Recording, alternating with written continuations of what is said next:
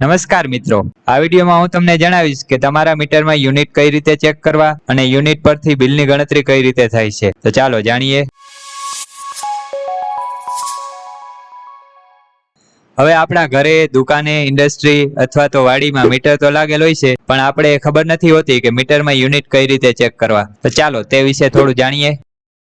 હવે મીટરમાં unit kWh તરીકે ડિસ્પ્લે થાય છે. kWh એટલે કિલો વોટ અવર, જે વીજળી વપરાશ માપવાનો એકમ છે. એટલે કે જો તમે 100 વોટનું કોઈ પણ ઉપકરણ 1 કલાક સુધી ચલાવો તો તમારે 1 યુનિટનો વપરાશ થાય છે. ઉદાહરણ તરીકે 100 વોટનું હીટર જો તમે 1 કલાક ચાલુ રાખો તો તમારે ત્યાં 1 યુનિટનો વપરાશ થશે. તો હવે જાણીએ કે kWh ની ગણતરી કઈ રીતે થાય છે અને તેની ફોર્મ્યુલા શું છે.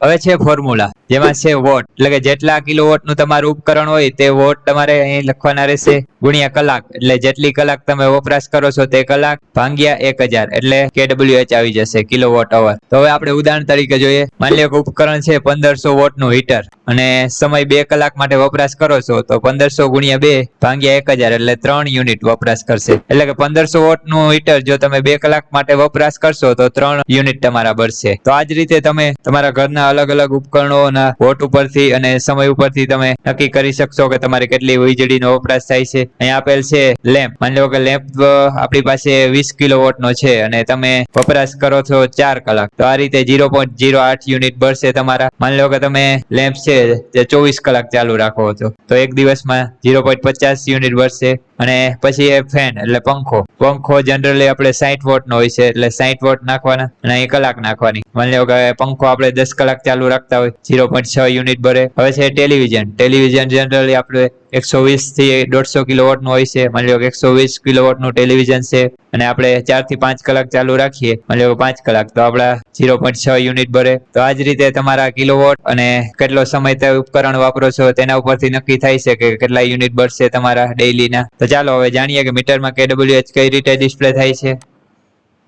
તો આ મીટરના ફોટા છે, જેની અંદર અહીંયા લખેલ છે kWh. હંમેશા જમણી બાજુ લખેલ આવશે kWh અને જેટલા આંકડા આવે તેને જનરલી kWh કહેવામાં આવે છે, જે તમારા યુનિટ હોય છે અને તેના ઉપર બિલની ગણતરી થતી હોય છે. તો ચાલો મારી પાસે વિડીયો છે જેમાં તમને બતાવી દઉં કે kWh કઈ રીતે ચેક કરવા મીટરની અંદર.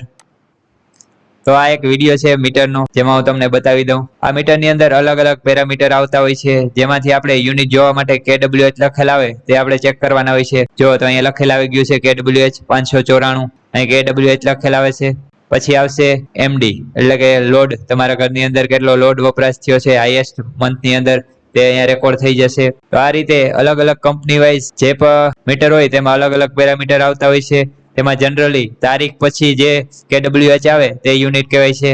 આ તારીખ આવી 15/10, તે પછી જે યુનિટ આવ્યા kWh તે તમારા યુનિટ હોય છે અને તેની ઉપરથી જ બિલની ગણતરી થાય છે. તો ચાલો હવે જાણી લઈએ કે બિલમાં kWh ક્યાં લખેલ હોય છે અને કઈ રીતે ગણતરી થાય છે. તો આ છે લાઇટ બિલ, જેમાં અહીં લખેલ હોય છે kWh, જે તમારે યુનિટનો વપરાશ હોય છે.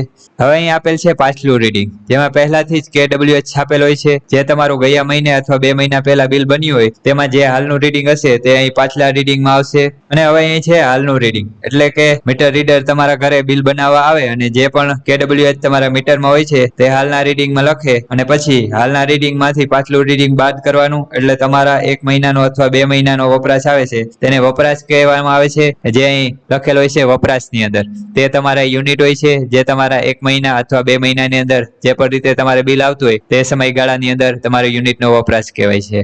જેમાં હાલના રીડિંગમાં છે 584 યુનિટ ને પાછલું રીડિંગ છે 434, તો 150 યુનિટનો વપરાશ થયો છે. તો 150 યુનિટની ઉપર તમારું બિલની ગણતરી થશે. તો આ રીતે તમારા મીટરના kWh ચેક કરી શકશો. અને તમારે જાણવું હોય કે યુનિટ ઉપરથી બિલની ગણતરી કઈ રીતે થાય છે, તો તેના માટે બિલ ગણતરીનો વિડીયો અમે થોડા સમયમાં બનાવીશું. તો અમારી ચેનલને સબસ્ક્રાઇબ કરી લેજો. અને જો આ વિડીયો તમને પસંદ આવ્યો હોય તો વિડીયોને લાઇક કરો, બીજા બધા સાથે શેર કરો, એટલે બીજા પણ તેના મીટરમાં યુનિટ ચેક કરી શકે. અને આવા જ નવા GB રિલેટેડ વિડીયો જોવા માટે અમારી ચેનલ GB ગુરુને સબસ્ક્રાઇબ કરો. અને વધુ માહિતી માટે અમારી વેબસાઇટ gbguru.in ઉપર આવી જાઓ, જ્યાં પર તમને અલગ અલગ નવી માહિતી મળતી રહેશે GB વિશે. અને બિલ કેલ્ક્યુલેશન માટેની અમારી એપ છે, જે તમે પ્લે સ્ટોર ઉપર જઈને ડાઉનલોડ કરી શકશો. પ્લે સ્ટોર ઉપર જઈને સર્ચ કરો ઇલેક્ટ્રિસિટી બિલ કેલ્ક્યુલેશન,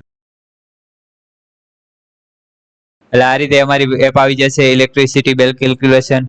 જેની અંદર તમે માત્ર લોડ અને તમારા KWH એટલે કે યુનિટનો વપરાશ દાખલ કરી અને તમારા ઘરનું, દુકાનનું, ખેતીવાડીનું કોઈ પણ બિલ તમે કેલ્ક્યુલેશન કરી શકશો. તો આ એપ તમારા મોબાઈલની અંદર ઇન્સ્ટોલ કરી અને ચેક કરજો. હવે મારા વોટ્સઅપ ગ્રુપની અંદર જોઈન થવા માટે gbguru.in ઉપર આવી જાઓ. જ્યાં અહીં લિંક આપેલ છે જોઈન અવર ગ્રુપ, જેમાં કંપની વાઇઝ અલગ અલગ ગ્રુપ આપેલ છે, જેની ઉપર ક્લિક કરી અને તમે અમારા ગ્રુપની અંદર જોડાઈ શકશો, જ્યાં પર તમને નવી નવી માહિતી મળતી રહેશે. Thank you.